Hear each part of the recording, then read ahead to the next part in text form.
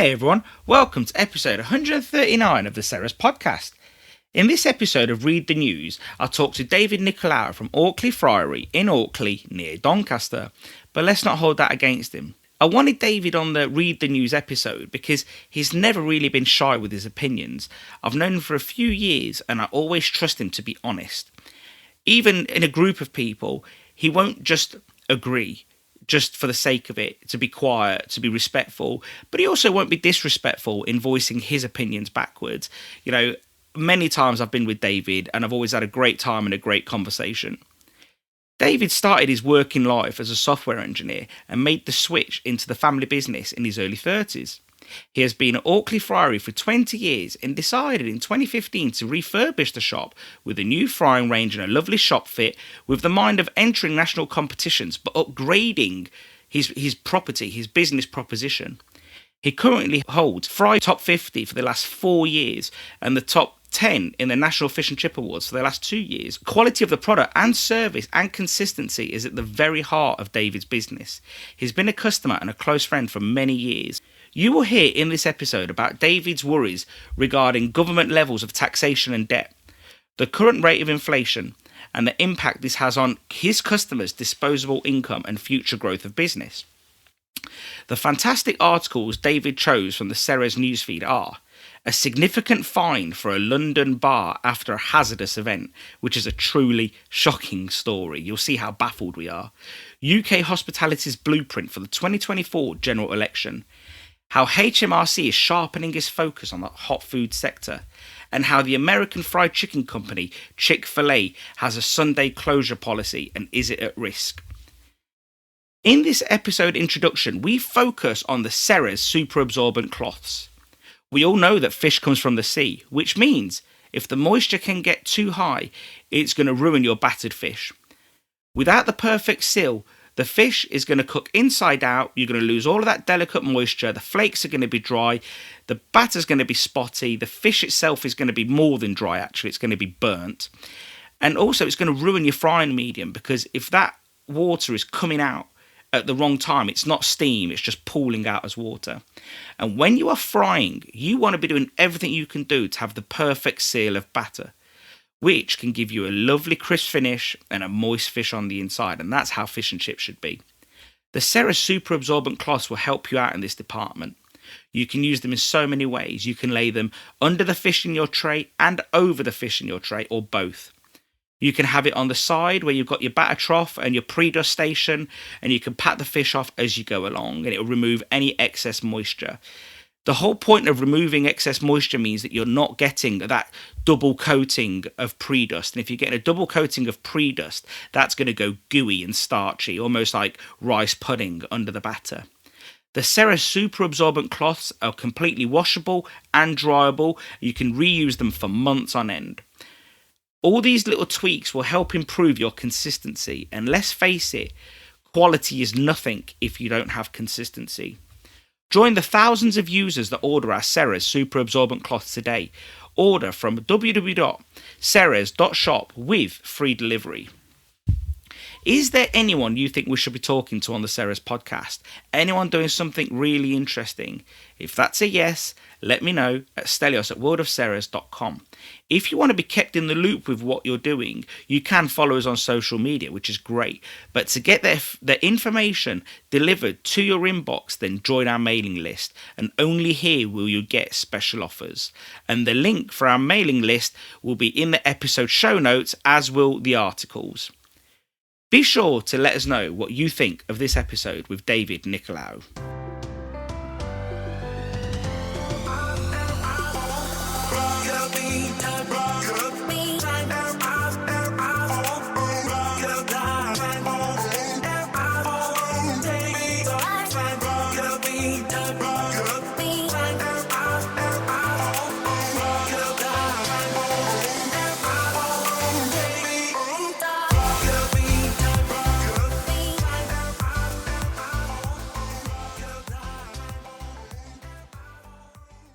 David, welcome to the Ceres Podcast, mate. Thank you for having me on. You're a first timer. I hope you're not too nervous. First time caller, long time listener. watched every episode of Frasier to work out how a studio works. So mate, I'm I ready. absolutely love Frasier. So how's trade been for you this January so far? Yeah, strong start to the year. We closed for a week during Christmas. We had the busiest week we've ever had before Christmas. December was very, very strong, and we've started off really busy, so that's really positive. Do you put that down to customer mood or something you're doing right, or a bit of both? I think it's more customer mood, to be honest. Yeah. We're doing everything right all the time anyway, so... Well, you try to anyway. We try, we try. Not necessarily succeed, but yeah, we definitely try. Well, I guess that's the main thing, isn't it? The intention is there to do it right. So that's what matters, isn't it? Yeah, we push very hard to make sure everything's absolutely spot on, but we're a human after all.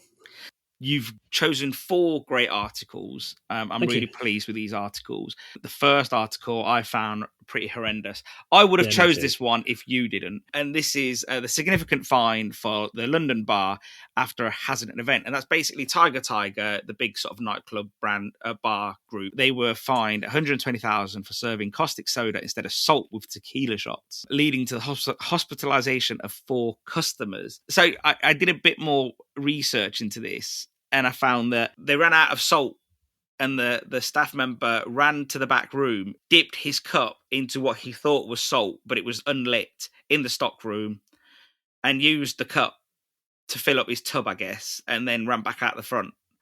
Like, why did you choose this story? Why did it sort of stand out to you? We've used caustic soda for a while. It's years ago. We used to use it for the range cleaning. We used to boil the pans out with the damn stuff. I mean, we're talking 30 years ago. Well, luckily you don't have to do that anymore. We don't have to do that now. We have something entirely more appropriate. But when we first came here, we had a woman working for us who was really short-sighted, and we had DPO powder and we had caustic soda under the sink in the kitchen, and we'd run out of DPO powder, so she'd filled the sink up with caustic soda. Oh. And luckily, she'd walked away to do something else. But I mean, she should have wore her glasses, and we kept telling her to wear your glasses, and she never did. And I put my hands in the sink, and straight away I realised something was wrong, because obviously you start getting that soapy feeling on your fingers as it's probably trying to render all the fat out your hand. It was clearly labelled caustic soda, and it wasn't in a big blue box that said DPO or a big blue tub. But it happens. I mean, we moved everything out after that point. We separated it all, put it in an outside area in like a locked cabinet. So there's obviously a management issue there. There's obviously a staff training issue there, that someone's actually left something caustic in an area that the staff could access during service. I'm surprised no one was killed, actually. I mean, I did some digging myself, and apparently some of it ended up in the salt pots as well. I just don't get it. Number one, it's a totally different texture. So one is a fine powder, and the other, one is very finely granulated, and the other one is a crystal. So they've gone sea salt. I don't know. Yeah, maybe they thought it was sea salt, but then why are you putting it in pots sea salt? Did you read? I mean, you may have read what happened, but they actually put it on the back of the hands and licked it. It wasn't. I thought it was around the rim of the glass. I thought so too, but no. They put it on the back of the hands. They licked it, and then one of the girls was bleeding from her mouth. They were all vomiting. They thought there'd been a terrorist attack going on. They were all hospitalised. I'm not laughing to make a joke of the issue, by the way. No, I just cannot comprehend it. Hideous. Yeah, and how there's a thing that when you. If you fly plane, there's never a major thing that causes an accident. It's lots of little things that build up. So somebody clearly has put it in a tub that looks very much like salt. So somebody clearly has not marked it as caustic soda. So somebody clearly has put it in an area that the staff could access during service. I just can't comprehend it.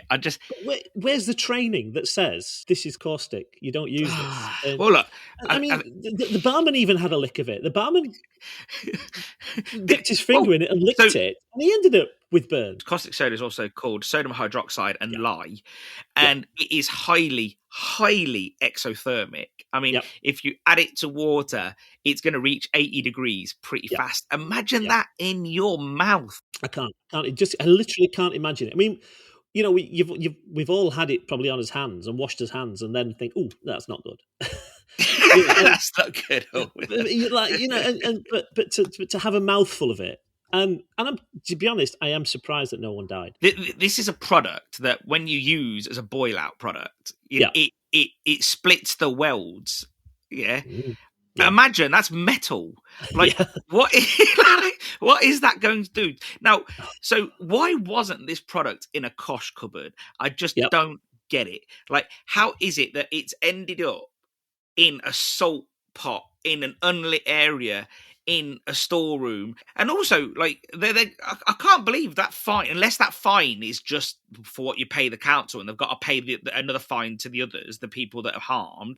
I couldn't find anything information. That No, fine was nor for me. health and safety Yes, failings. that's I'm it. sure those 4 people Insurance have claim. have put something in against them, but that's Well, obviously that's what about private the matter. staff member? What about the staff member? I think it goes without saying that, yes, she made the mistake, but they could argue they weren't trained for this. Apparently, the salt and the caustic soda were sort of kind of decanted into similar tubs. Yeah, but So they may have been next to each other in like the same salt tub. Like, because everyone's had a spare tub that something came in and just thrown something in it and put it on the shelf. I've got lots of caustic soda at home because twice a year, and I put it in the bath, the toilet, all the sinks, overfill them, and I've got this habit of unplugging them all and flushing the toilet at exactly the same time.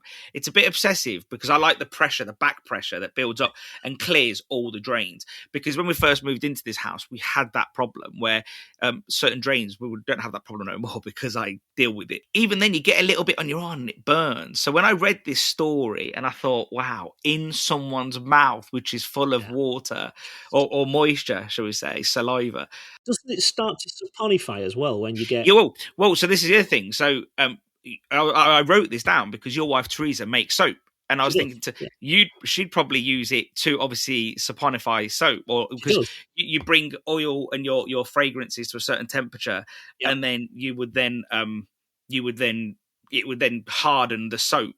Harden the oil to make soap. And and it's something that they've done in the Mediterranean for millions of years, making olive oil soap, because you bring it to a certain temperature, olive oil, and then you do that. So yeah, I'd imagine this wasn't a clear case of just adding water, because I read in the article as well that the barman kept giving them water to sort of help them wash out. And I'm thinking that's just going to make it worse. Like, the fire's going to keep coming back. So I guess what they probably needed was an acid to neutralize it. But like, have you ever neutralized anything? You do it in a vessel. Imagine your mouth being the vessel. Like, I just cannot comprehend how awful this whole story is. Like, and I remember reading a story about how a chip shop was trying to show their customer or a friend how strong real vinegar was, what real non-brewed condiment, which isn't vinegar, as we know, it's acetic acid. They gave them neat vinegar, and apparently that fine was like, I think it was $4,000 or something. But again, that's not an insurance claim. That's the fine for doing what they did wrong. And I guess an insurance claim would come separately. Is that the stuff they had to dilute to like 5%? Yeah, that's chipped vinegar, as we call it. Yeah, like, so, like, you've got 12-1, 16-1, and those to 1 ratios, they're ratios to dilute. They're dilution. That's right, yeah. We used to use 16-1. But I think they're like 60% or 70% acetic acid. So then you think, well, wow, imagine that's the complete opposite end of the spectrum, because obviously it's an acid. You're not going to get, there's no alkaline that's probably, there's one alkaline that's stronger. There's a couple of alkaline products that are stronger than sodium hydroxide, but not many. And then again, the 50-60% acid is the complete opposite end of the spectrum on the pH scale. But again, imagine the damage this is going to do to someone's throat. Or, well, I mean, I think the thing about it was, the guy would have had no idea that what was in it.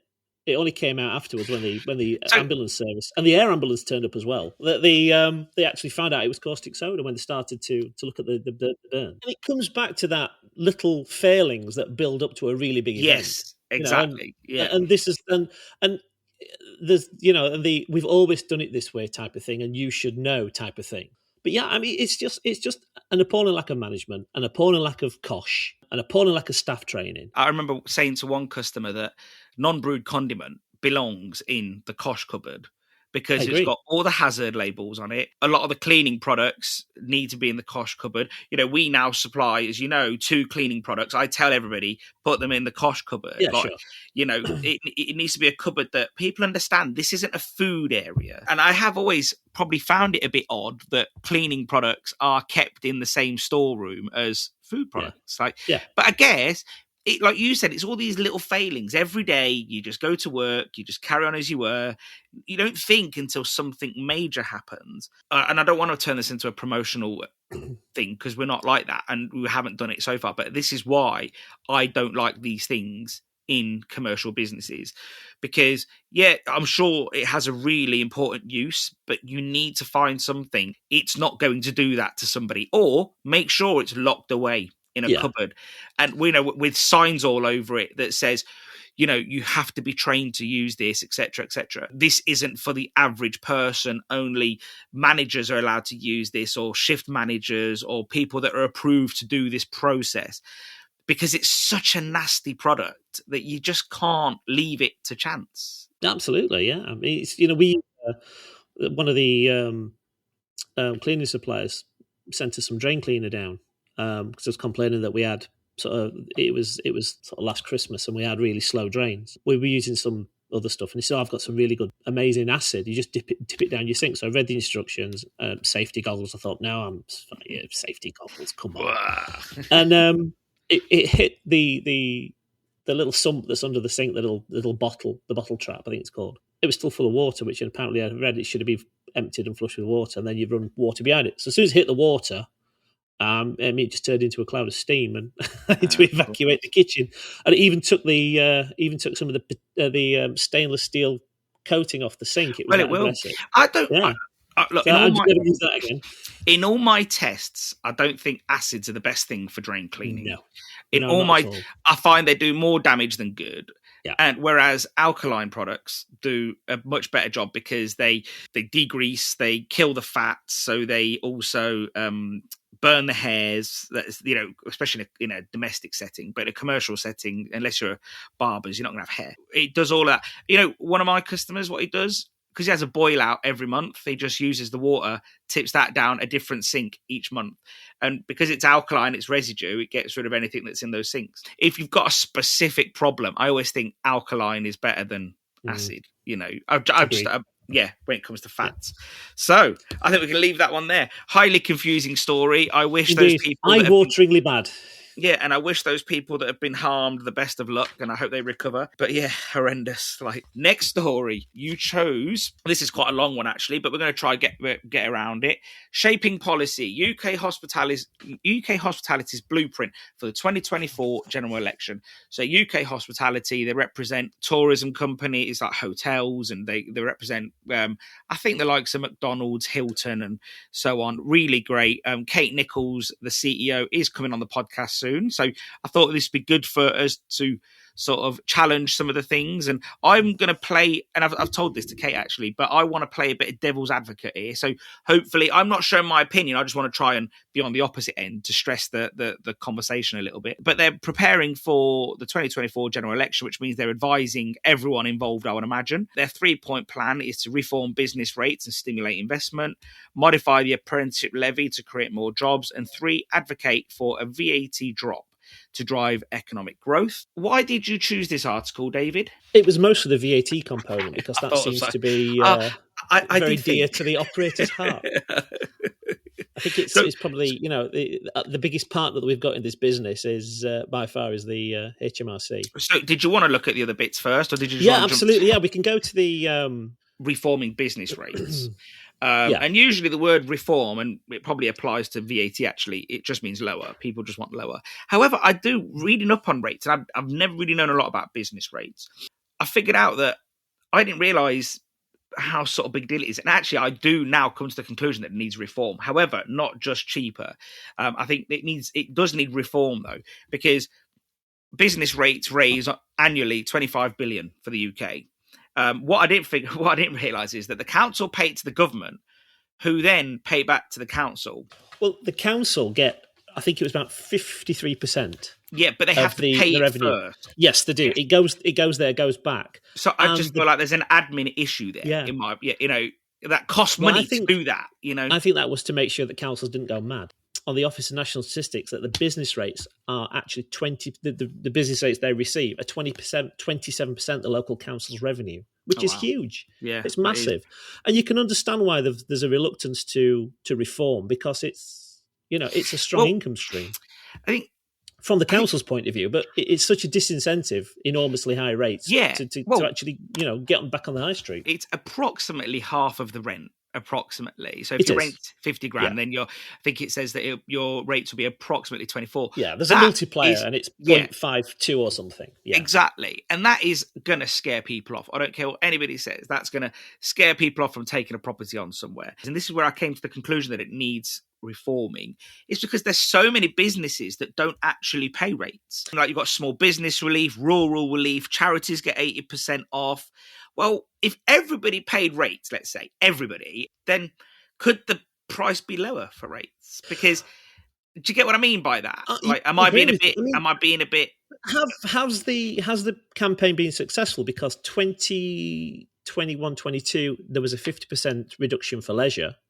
Yeah. And this year, 22-23, there's a 75% reduction for hospitality and leisure. Yeah. So they've been successful in getting a discount for UK hospitality. I mean, 70% discount of your final bill is massive. Yeah.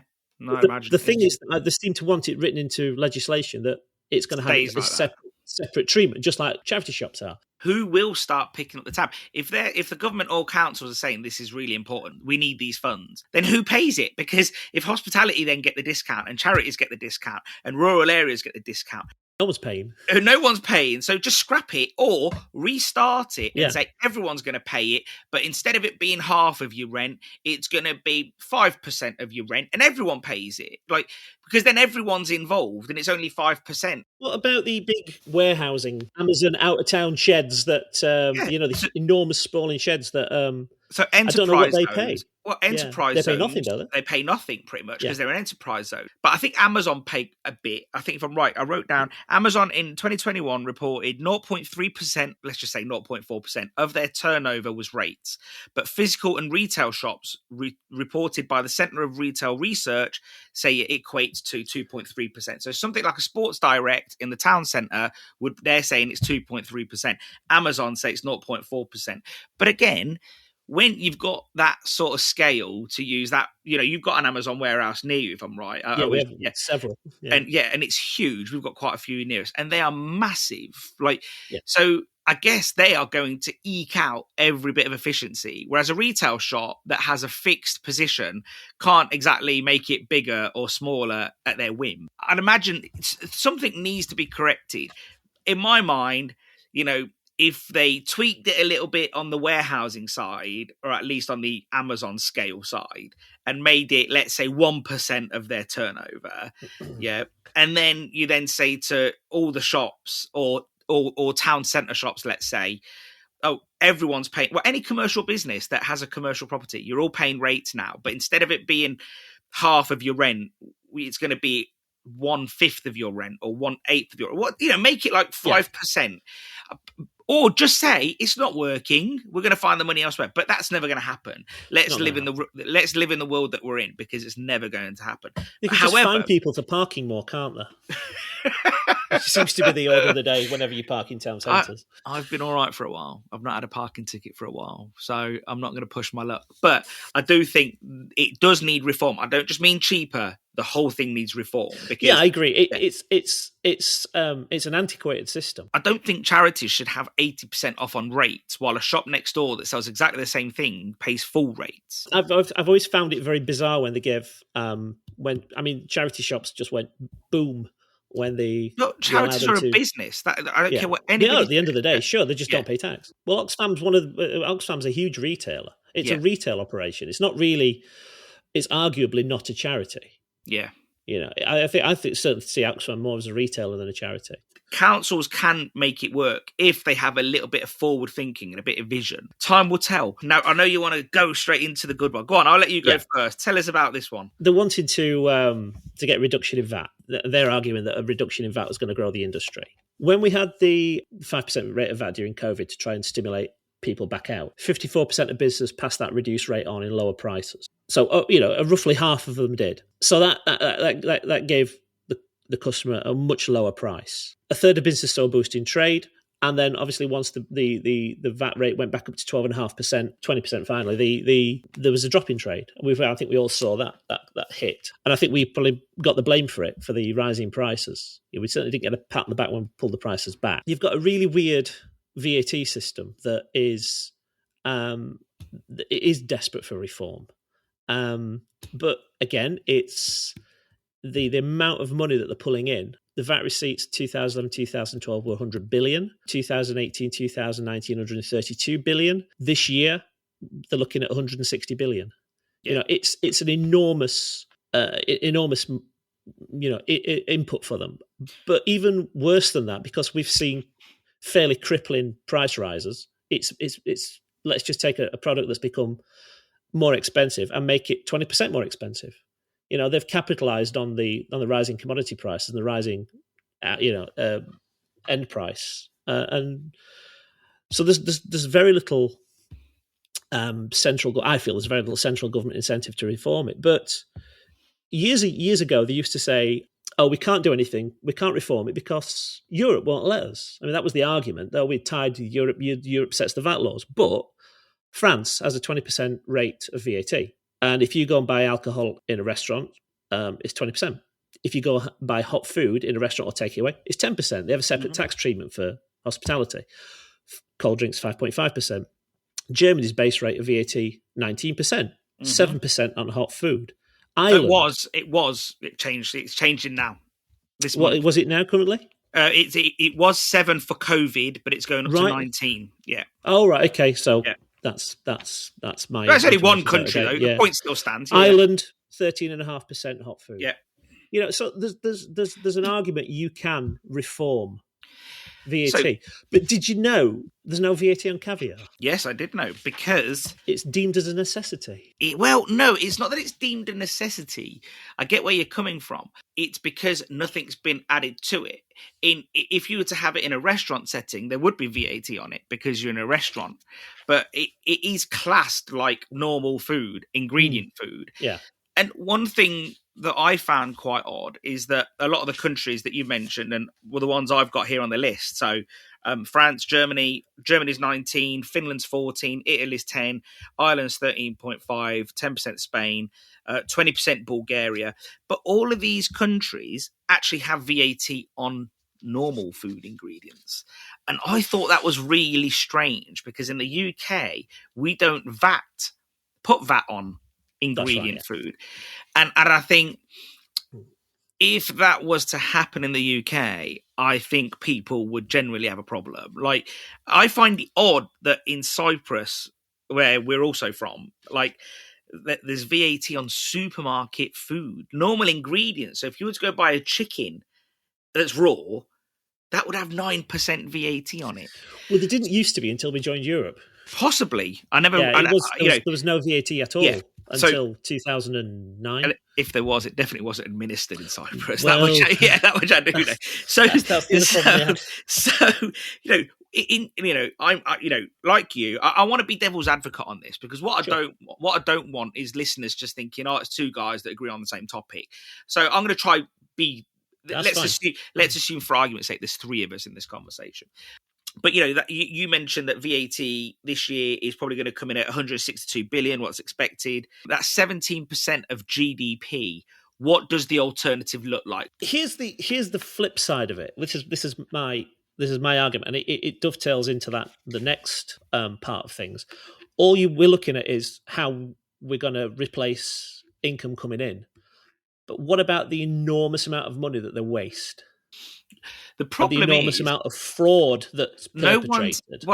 Waste no one's ever dealt with. Like, if you spend longer than 10 minutes in the NHS and just watch what people do, honestly, the amount of stuff that goes in the bin at that place. Yeah. Fraud. Like, give me an example of fraud, though. You know better than me. So, the amount of fraud that goes on in the government, I think, and I've been looking at Carol Vorderman's numbers. Now, I'm assuming that because she's got a real bee in a bonnet at the moment about the whole PPE thing.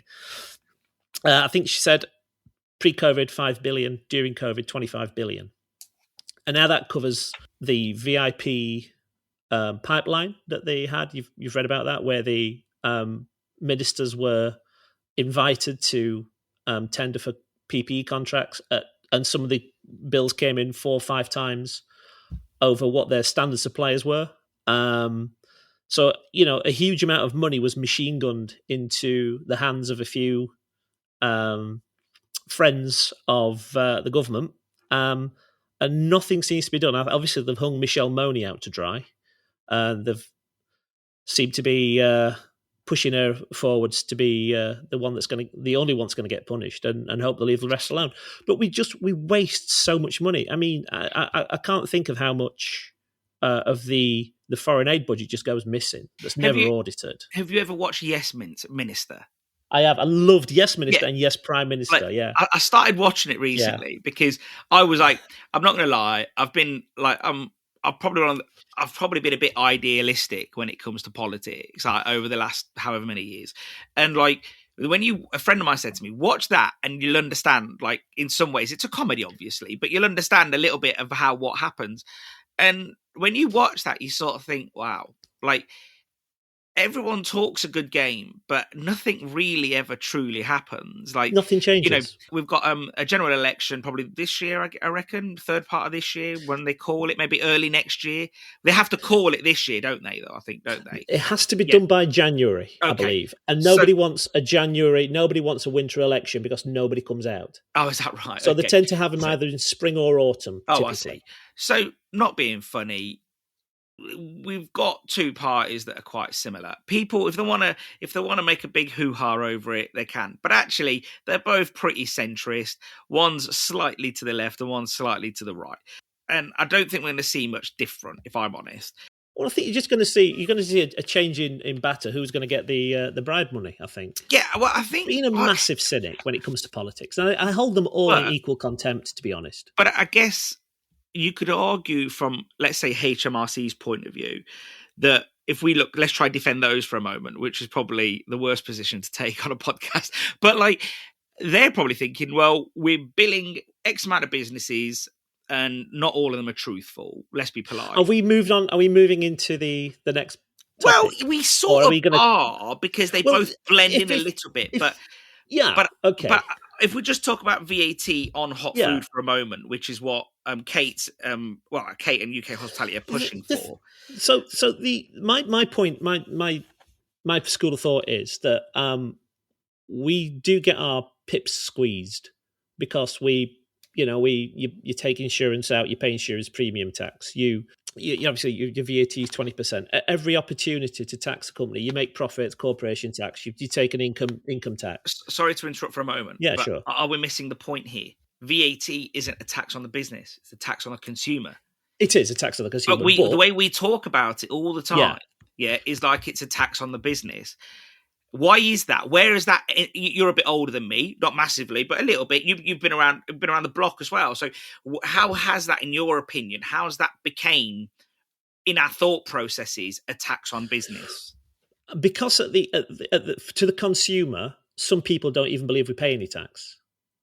I mean, we've got it upon people don't, and some shops don't pay any tax, and I think years and years ago we had we went to a meeting. It was a tax inspector that had crossed over, to the dark side to advise clients on issues that you're going to run into. And he was of the school of thought that if everybody paid the fair share, that the rate would be about half of what it is. That was back. In the early 90s. You're sort of suggesting that if every business passed on every cent it collected, then consumers would be taxed less. I think the rates would be lower for everybody. And obviously, the rate is to cover off.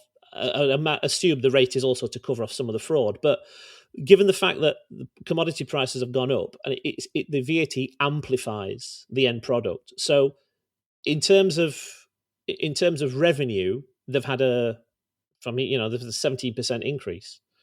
Some of that could, to help hospitality out, some of that could be given a separate tax treatment. I mean, we're not talking a huge amount. We're talking, is it a couple of billion a year that if they dropped it to 12.5%, that's what it would cost? Well, I guess if VAT is, well, we don't know what sector's what, but because I guess if you're talking, I don't know how to break it down if it's per sector because I didn't go that far in, but let's say it's 162 billion. Let's say you dropped it by a quarter, then it could be what? 120 billion if you did it. I don't even think it's that. Yeah, it probably isn't. When you focus on hospitality only, it probably wouldn't. I seem to remember the number talked about, and I think it was Andrew Crook that mentioned it a few years ago. Because obviously the NFFF have been pushing for a VAT reform as well. I think it would be for hospitality around 2.5 billion a year. Yeah, but where does the rest of that come from? So if the government's saying we're cash strapped here, we're dropping rates here, we're dropping that there, we're dropping this here. There's a whole of X billion because we've pissed it all up against the wall over the last few years, but that's clearly everyone else's fault. Yeah, because ultimately it is because you guys are gonna we're all gonna have to pay it back. Me, you, everybody. So where's the deficit going to come from? We've dropped VAT. Now everyone says, well, we'll get more customers come through. Well, will we? Because if nobody's passing it on to consumers, then our customers going to come in. And I tell you why, because I follow quite a few people that follow Kate, and one guy who owns a restaurant group in, I can't remember where, a customer or someone challenged him and said, so you want lower VAT? That's great. Would you drop it to us customers? And the guy replied with 4 tweets, like a thread, basically saying no. So that customer's like, so you're basically saying no. But that's one guy. I mean, the thing is, if unless we all have that opinion, and I would pass it on, to be honest. I'm a believer in free markets, so that if there's 17 shops in a town that pass it on, and then one is a shining glory who's 10% more expensive than the rest of them, at some point that guy's going to cotton on that I'm a little bit overpriced here and I need to probably pass this on. It wouldn't happen straight away, but the mechanism would be there that you are going to start being a little bit more expensive, unless we all say, that's it, we're going to keep it. There was VAT on women's sanitary products. There was, and that's now being unwound. And that's been unwound, and we've gone down to 0, which is great, because why has the price changed? No. Oh. So they've done all the analysis, and the price hasn't changed at all. So it's gone down to 0% from 5% because it was 5%. So basically, whilst we were in Europe, we couldn't drop it, if I'm right, below 5%. No, the lowest we could drop it to whilst we were in the EU was 5%. Once we came out of the EU, it was priority to get it down to 0. But no one's passed it on. So that means the likes of Tampax and all those brand names, Tenor, etc., they've made a nice 5%. Now, at the same time, everyone can look this up. I did a bit of research. It's not them that's keeping the money, because that'll be reclaimed off. It's a retailer. So you're right. In this instance, it's the likes of Boots. Yeah, let's just use them as an example. Boots, Tesco, Sainsbury's, etc. So they've not budged the price at all. At the same time, there's a campaign by the Sun Lotion Association. Yeah, I've read this. And they're trying to get VAT dropped because they're saying, you know what? It penalises people that should be putting on sun cream. And I read this whole report about it. They basically said, if we can drop VAT, people get sun cream cheaper, they will buy it. Well, not being funny, if you can afford to go to Spain, you can afford to buy a £2 bottle of sun cream. They know that if you can drop VAT on those products, the price stays the same. It's £5. It's 5% for someone else, 20% for someone else. And I think a lot of restaurateurs know. And look, I'm not suggesting for 1 minute that it isn't hard out there. But is VAT the answer? Now, is other reform needed? Possibly. But is VAT the right mechanism? Before we end this topic, quickly, just give me a vision of what you think. It doesn't have to be accurate. It just what you would like to see. What do you think is an alternative VAT system? What would work better for everyone in your mind? I think generally that the rate of 20% on pretty much, new cars, it's an aggressive percentage cost, especially when you've got lots of different challenges. You've got housing that's extremely expensive, interest rates are extremely expensive. So, for the consumer, but again, we're always looking at the revenue side of things. We're never looking at the cost. I mean, you're running a business. You have to keep a control on both. And my argument is that the governments do not control how much they spend. They that money is there's huge amounts of waste. If they could tackle that waste, and they could tackle that deficit somehow. I don't know how. I mean, I'm interested in economics. I'm no expert, but in terms of killing economies, the best thing to do to kill an economy is a high tax economy, and we are now in a point where we've got the biggest tax incidence, both direct and indirect taxation, since 1947. But on the back of that, the hospitals don't work, the roads are full of potholes, the trains don't work. No one seems to be that bothered. And I just think there's something that's going to have to give. It just feels like, from the government's point of view, we're in the last days of Rome, and why bother? I don't have the solution. Just so we can wrap this one up, though, give me a percentage. In your mind, a percentage, give me a threshold figure, give me a percentage on hot food, and why you think, just very quickly, why you think that's a good... Well, you're in a position where the first 80,000, is it, roughly? 86, I think. 86,000 is tax-free if you turn under that. There's nobody doing under that. And all that will do is, I mean, you see a sign saying cash only on the door, you pretty much know what's going on. So why don't we have a threshold system for everybody? So like an income tax system where you can earn, your basic tax-free. So your first 86,000 declared turnover is at the same rate as somebody who's doing under 86,000. So you're going to get a percentage back there. What it's like, I don't know what that is, 12, 13,000? That would be a start to actually have, instead of having a binary system where you earn £1 more, you're in the tax threshold then. So you've got businesses that are held back, which arguably they're not held back. They're just going to defraud the HMRC. So that's the reality of it, I'm afraid.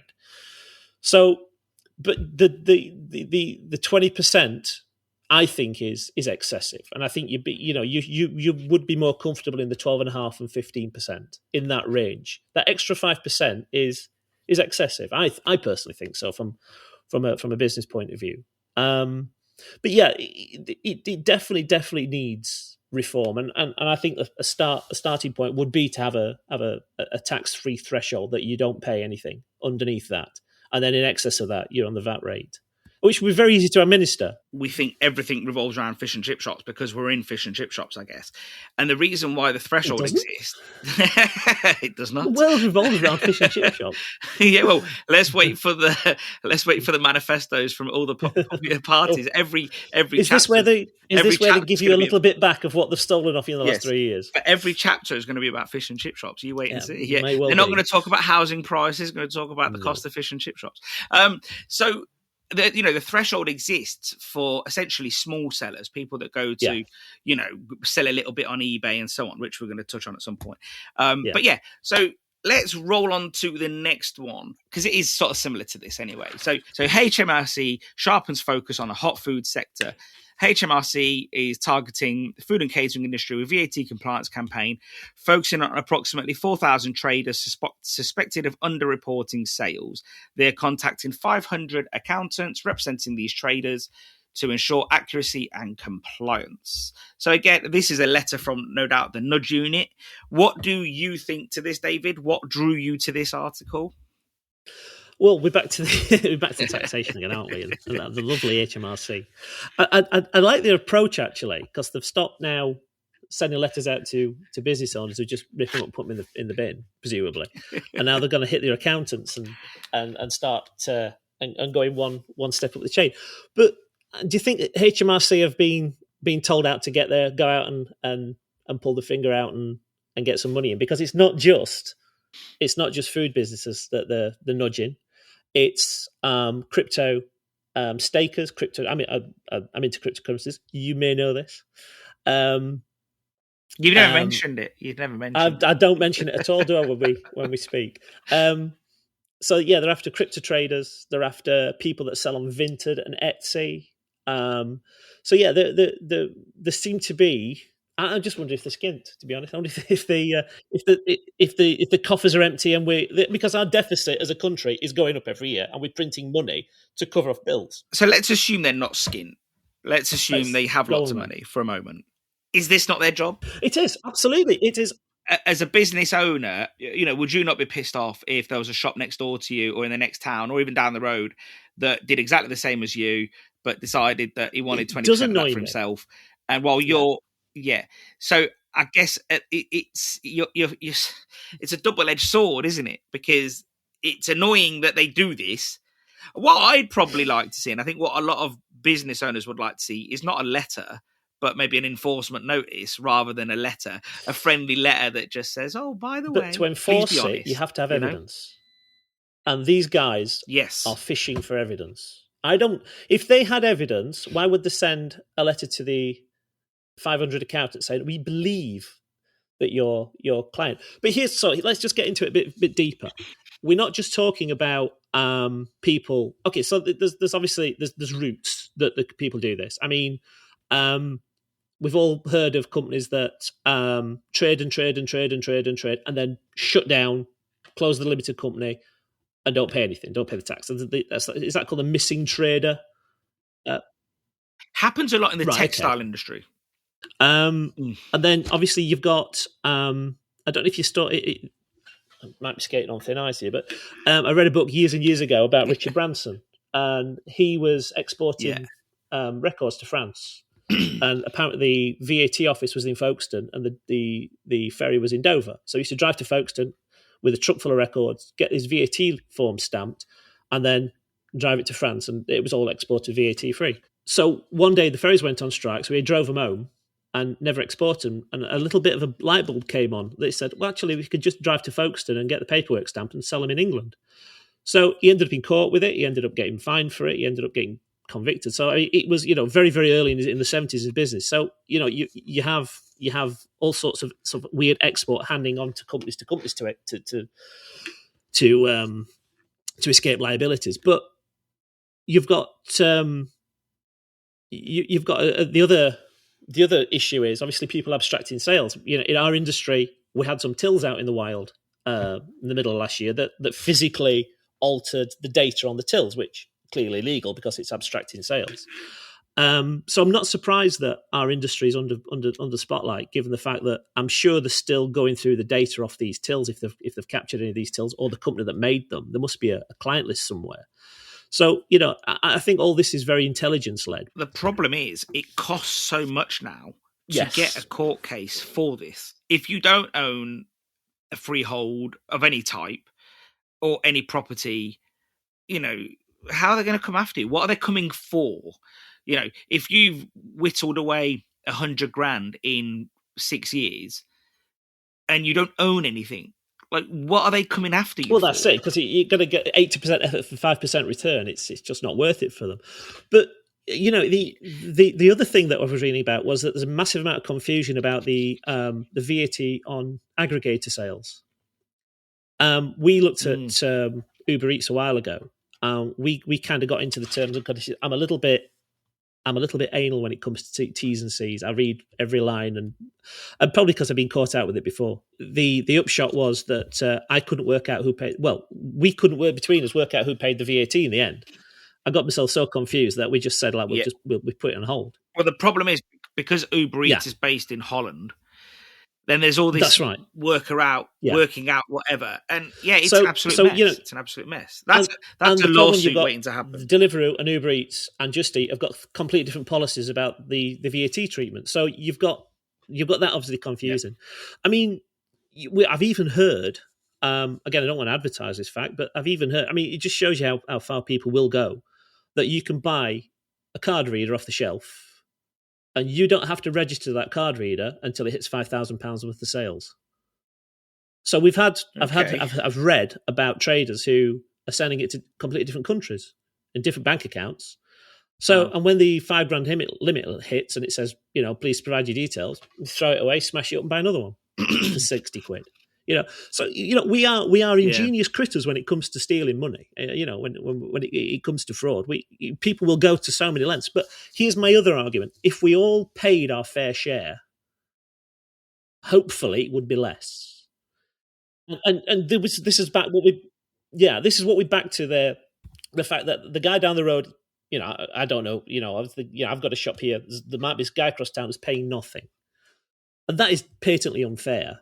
Because he's got a significant advantage in his life to me that pays my way.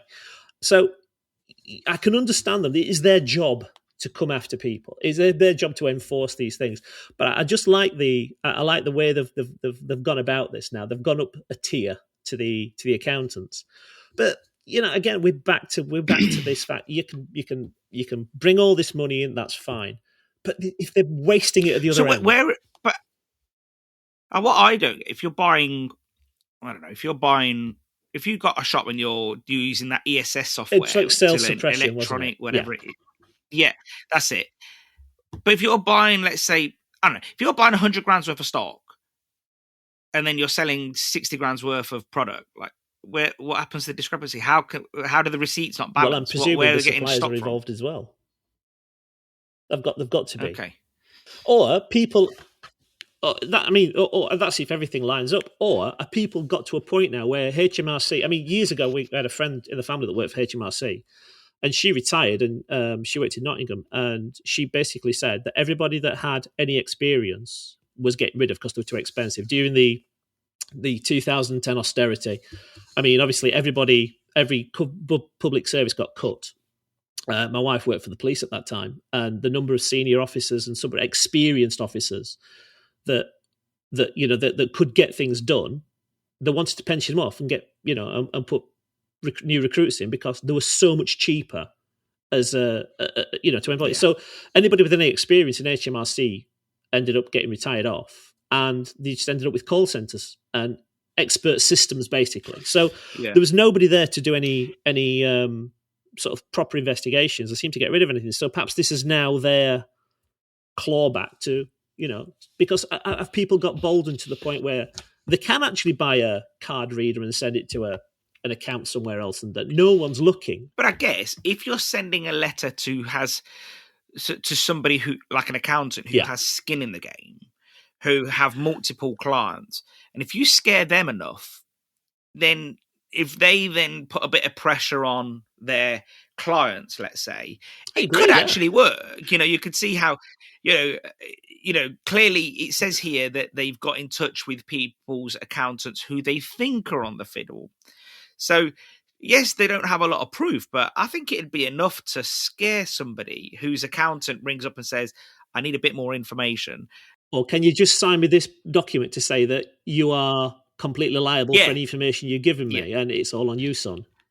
Yeah, but most of the time, that's enough to scare somebody. The thing is, as I say, we have to pay our way, because if we don't pay our way, we don't have hospitals, we don't have streetlights, we don't have roads, we don't. We have to. This is the fundamental thing. But by the same token, when we do pay our tax, we seem to have very little say in where it's spent. Yeah. On a lighter note, let's finish on a lighter note. Well, sort of a lighter note. We don't have a Chick-fil-A in the UK at the moment. We did, and it went, and it's coming back. So Chick-fil-A's Sunday closing policy, a crossroad of faith, business ethics, and government intervention. The story is about Chick-fil-A, so a better version of KFC in America, faces a dilemma due to a proposal of legislation in New York that would require food businesses at rest stops or on interstate, so what we'll call them over here, service stations, to open on a Sunday. This conflicts with Chick-fil-A's long-standing practice of Sunday closures because they are Christians and very religious and so on. Should the government be allowed to tell you when to open? I mean, I think it's entirely. You can understand that they have that if you go into a rest stop, that you want to get something to eat, but surely there's other businesses in that rest stop. They can't be the only person in that rest stop. And when I was starting to dig into this, I found out it was sponsored by a Democrat senator or congressman. I can't remember if it was a senator or congressman who took issue with the guy's fundamentalist Christian views on, I think it was gay marriage. I think it was some comments he'd made on gay marriage. And they're saying, the company's saying that this is an attack on their Second Amendment. Is freedom of speech First Amendment? Their First Amendment rights or religious? I don't know the amendments. So, they're pushing it as a political angle. But at the end of the day, we don't open Sundays. I want a day off a week. We close Sunday Mondays. I want a day off a week that I can just spend time with the family and the kids. And so I remember when I was a kid, before I think the Sunday trading laws came in the 90s. I think it was one of the last things that the John Major government did. I think it was 94 that they because they wanted shops shut down so we could go to church. And obviously, fundamentally, are we now a Christian country? Are we a multi-faith country? Whatever your opinion is. But I remember Sundays being terribly boring and depressing, and you couldn't go anywhere, you couldn't do anything as a kid, and it was. I remember the Keep Sunday Special campaign, and it was a bit of a revelation when shops could actually open on a Sunday, but they wanted the opening to be unrestricted, so they wanted to have it as unlimited opening hours on a Sunday, but it got watered down like everything in politics does. It, you have to get it across the line, you have to appease certain people. So it got from, is it 10:30, 11 o'clock till 6 o'clock or 4 o'clock? I can't, something like that. I don't know. It's obviously limited hours. If you but not hospitality or leisure. Otherwise, cinemas have been able to do what they want, but you couldn't go shopping. But I don't know. I used to have a business that was in a shopping centre. We were next to a cinema. We had video games. I mean, I used to be years and years ago. I started out life as a software engineer. I'm still recovering from the experience, to be fair. And we were open 7 days a week, and it was hard work, especially when people got ill and got sick, and you were there was just literally no break because we were contractually obliged to open 7 days a week. So that seems to me that's an agreement between you, the business, between the other business, which is in this instance the landlord of the centre. That makes sense. You can agree on that or disagree on that before you go into it. We knew what we were getting into. The landlord says, look, if you're going to be here, for example, this is what we expect. And you don't have to sign up. You can say, well, actually, no, This is a big no-no for us. Or actually, no, it's a big yes, we want to be here. And I read the same as you, that this senator had taken issue with the fact that I think it was basically because the Cathy family are very, philanthropists. They're big philanthropists. But at the time, they didn't help any homosexual or LGBTQ, any, let's say, charities or support groups. And that just didn't align with their religion. They didn't stop anybody.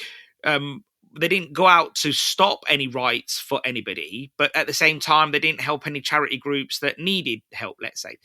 So this senator took issue with that allegedly, and we're not in America, so I don't really know too much about it.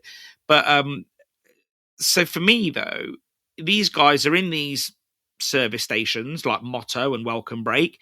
They've clearly got a deal in place that says, we don't want to open Sundays. We're not going to open Sundays. We want our staff to have a day off on Sundays. And that goes back to the fact that when he was growing up, apparently, and he worked in fast food, he is religious, and he had to work Sundays. And he felt like, when do you go to church? When can I go and, so the way he sees it is whether his staff are religious or not, it's a day to be with family or do something. And you could argue that he's taken a bold business decision across the board to not open on a day which would be pretty busy. And I don't just mean service stations, I mean everywhere. So he's not doing himself any favours, you could argue. Or maybe he is, because when you read up on that company, they seem to be doing very well financially. So maybe he is doing himself some favours. So I don't know. I just feel like, is the government stepping in a bit too much there and saying you have to do something? I'm very a proponent of small government. They should keep the lights on, keep the roads mended, keep the hospitals running, and stay out your life. Basically, this micromanagement of everyone's behaviour is it's very jarring to me. But yeah, I mean, it is down to the fact that if they've got into these areas and that's the agreement. I don't think anybody should be made to open. I don't think anybody should be made to close. It should be down to the business. And but the thing is, from what we found was when I came here in 2005, we'd come from sort of the leisure side of things, and not only was I working sort of some days 7 days a week, but I was also writing software at the same time as well. The business that we had was there to ramp up to fill in the gaps with the contracting work I was doing. So it was really hard work, and I couldn't have done that beyond my 30s because I was just exhausted. And it was so nice to come. We're in a village, So, we're not in a high street, so there's very little traffic coming through here on a Sunday anyway. I'm sure we'd be very busy if we did open Sundays, because we seem to be, more of a destination shop now than just a passing trade shop. So, but I've got a young family and I want to spend time with them. And, so it's just nice to have that day off. And I wouldn't want, the legislation to me is, if you want to open Sundays. But what I wouldn't like to see is people being forced to work Sundays if they don't want to. I don't know how you could balance that. The fact that, yes, you can open your B&Q and your supermarket from 8 in the morning to 12 at night. But if you make people work Sundays, we're going to have an issue. It's got to be a volunteer basis only, really. And but it's Sundays because that used to be the, 7 days, 6 days, the seventh day God rested, etc. Well, I'd imagine that if you did open Sundays, let's say, or a business that did open Sundays, I'd imagine, and I might need to get some advice on this, but if somebody said, I can't work Sundays because I do go to church and it's a religious stipulation, and let's say they're practicing and not just using it as an excuse, I don't think you could make them work. I think as long as they did all their contractual hours in the week. I agree. No, I don't think you could. I don't think you should make them work. I mean, we got to a point where we got we tried to make it so that if you worked on Fridays and Saturdays are very busy. So if you worked a Friday night, you did work a Saturday night. It doesn't always work. Some people wanted to work Friday, Saturday because they were at college the rest of the week and they wanted to work. So, their weekend was Monday, Tuesday. So we found that if we took out, if you work Friday, you didn't work Saturday, people became a lot happier. And because they could actually have a regular shift pattern where they had a night off, they could socialise. And it works for us as well, better, as well as a business. It keeps people happier. We have a lot less incidents of time off. I mean, we are digressing here, but well, on that note, then, I'm really grateful for your time today, sir, and have a great day. Don't work too hard, and thank you for your time. Thank you for all the prep. You really did your homework. Yeah, thank you for letting me on. Actually, I've really enjoyed it. Thank you very much. I enjoyed chatting to David. What did you guys think? What topic was the most important to you? If you want to increase your batter consistency or boost your cleaning, then order the Ceres Super Absorbent Cloths today. And like all of our products, you get them online from the Ceres website with free delivery. The links will be in the show notes. If you want to keep in the loop with what we're doing at Ceres, you should be following us on social media. But to get the information and special offers delivered to your inbox, join our mailing list. And once again, the link, like the news links, will be in the episode show notes. Be sure to share this podcast with your friends and on social media. And if you like this episode, chances are they will too.